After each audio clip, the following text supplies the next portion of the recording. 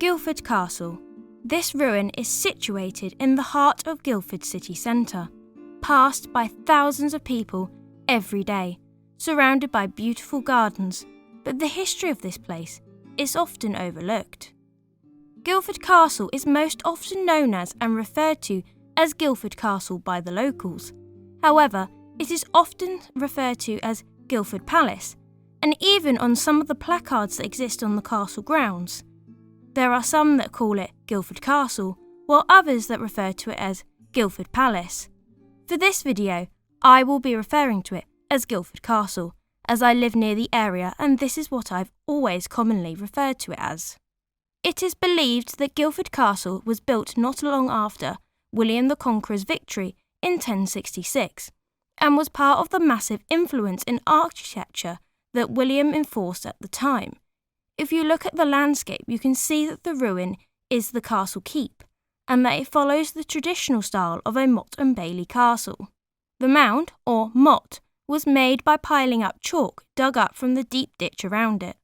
Another ditch and bank enclosed the outer area called a bailey, was where the domestic buildings would have been. The earlier timber buildings were replaced with stone in the 12th century. The Great Tower could have been used as a defence if the castle was attacked, but it was also used as a mark of the king's importance. Guildford Castle was the only royal castle in Surrey at the time, and was headquarters to the sheriff, who was the king's deputy in the county.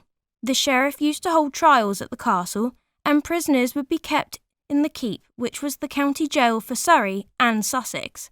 As a result, the king has his apartments relocated into the bailey.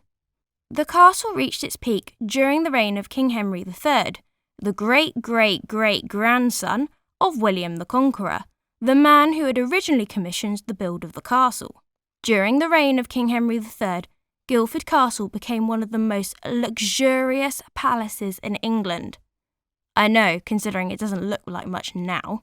Henry III spent a lavish amount of money replacing the timber with stone and decorating the castle's interior.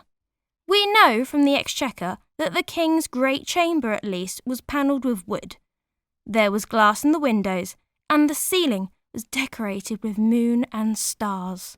The king had his own chapel nearby, as did Eleanor, his queen, although I'm not sure where in the grounds this would be. Queen Eleanor of Provence was a very cultured woman who had taken a great liking to the grounds at Guildford, so she had tiled pavements and colonnaded gardens installed. The life of the castle revolved around the Great Hall, which is probably where the Victorian houses stand now. Nearby buildings would have accommodated the royal children, courtiers and servants who attended the royals.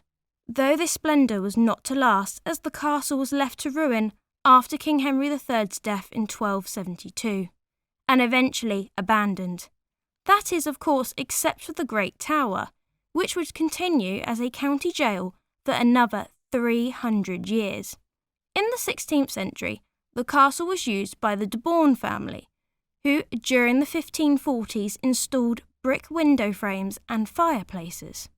The castle's ownership would change hands again, as in 1611 King James I sold the castle to his friend Francis Carter. Francis, or his son, we're not exactly sure who, built a new house attached to the castle arch. The Great Tower was abandoned and the roof was taken off. Guildford Borough Council bought the castle in 1885.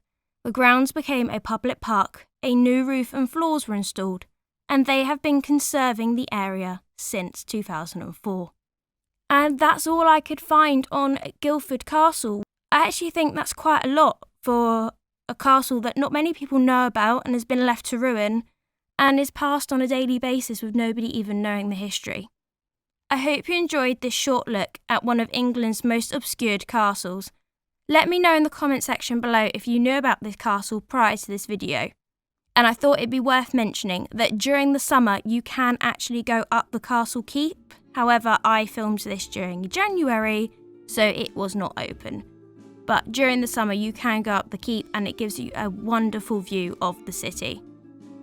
Anyway guys, if you enjoyed this video, please leave a like, subscribe and watch another. And until the next one, I hope you have a wonderful day.